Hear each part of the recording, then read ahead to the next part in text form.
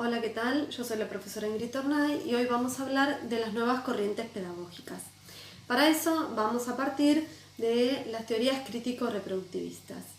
Si bien estas teorías pudieron demostrar que el éxito y el fracaso de los sujetos en la escuela estaba íntimamente relacionado con las posiciones sociales que tenían, es cierto también que han quedado un poco limitadas en su análisis.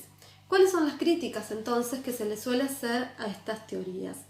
Por un lado tenemos justamente una mirada bastante crítica con respecto al análisis que han hecho de la escuela con respecto a no mirar o no analizar lo que pasaba dentro de las escuelas. Estas teorías, las crítico-reproductivistas, analizaban el input, es decir, cómo ingresaban los sujetos en la escuela, y el output, es decir, cómo salían los sujetos de las escuelas, pero no analizaban o no analizaron qué es lo que pasa en el interior de las escuelas. Esto plantea una mirada bastante determinada con respecto a lo que pasaba dentro de las escuelas y a la posibilidad de las escuelas de hacer otra cosa, es decir, que parece que las escuelas lo único que podían hacer era justamente reproducir ese orden social que tenía lugar fuera de la escuela, y que además las escuelas eran todas iguales, en todas sucedía lo mismo, y por lo tanto los sujetos tenían esa única posibilidad. Esto presenta una mirada bastante desesperanzadora para los sujetos que trabajan en la escuela, porque la autopercepción que van a tener sobre sus posibilidades es, bueno, no queda otra que la reproducción. Analiza la escuela entonces como si fuese esa única posibilidad de reproducir la desigualdad y las relaciones sociales de reproducción que tienen lugar fuera de la escuela. Las teorías, las nuevas corrientes pedagógicas parten de estas teorías crítico-reproductivistas, pero teniendo en cuenta justamente esta crítica hacia esas teorías.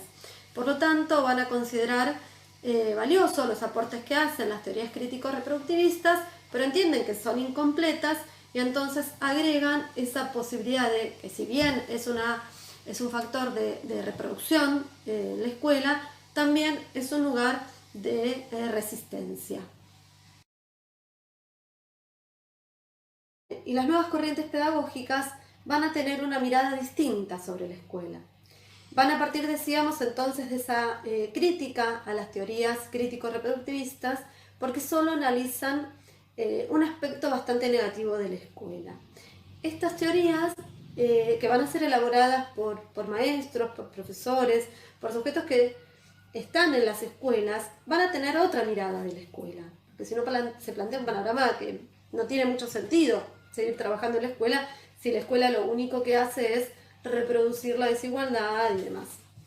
Entonces, estas nuevas corrientes pedagógicas van a partir de un análisis diferente, van a tener otra mirada sobre esta escuela.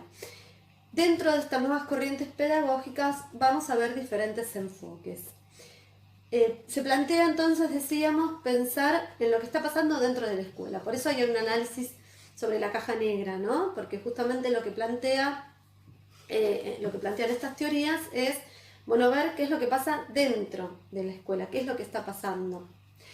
Decíamos que los diferentes enfoques que vamos a tener, por ejemplo, uno de ellos es el de Bernstein sobre la teoría de los códigos educativos.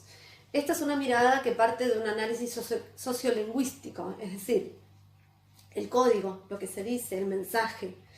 Este análisis tiene que ver sobre todo, bueno, cuál es el discurso que circula en la escuela, cuál es el discurso pedagógico, qué es el código, quiénes pueden entender ese código. Quienes pertenecen a esa misma clase pueden comprender ese código y por lo tanto ese tránsito por la escuela va a ser diferente a otros. Otra de las miradas que vamos a tener, o de los enfoques que vamos a tener dentro de estas nuevas corrientes pedagógicas, es las teorías en torno al currículum. Jackson, por ejemplo, es uno de los autores presentes aquí, y vamos a tener la mirada sobre el currículum oculto, es decir, aquello que la escuela enseña más allá de lo que está escrito en el diseño curricular o lo que circula como a enseñar. pero que sin embargo tiene lugar en la escuela y que sin embargo entonces es enseñado y es aprendido por los estudiantes. Otro de los enfoques tiene que ver con las teorías de la resistencia y la oposición. Acá vamos a tener a autores como Henry Giraud, que van a mirar a los intelectuales de la escuela, a los maestros, a los profesores, decíamos como intelectuales contrahegemónicos. ¿Por qué? Porque son los que tienen el poder dentro de la escuela de actuar de forma diferente, de hacer otra cosa.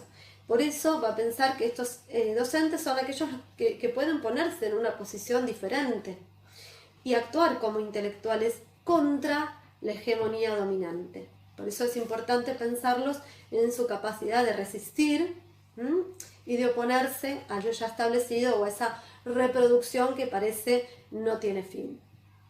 Otro de los enfoques es los que se basan en el análisis de la vida cotidiana.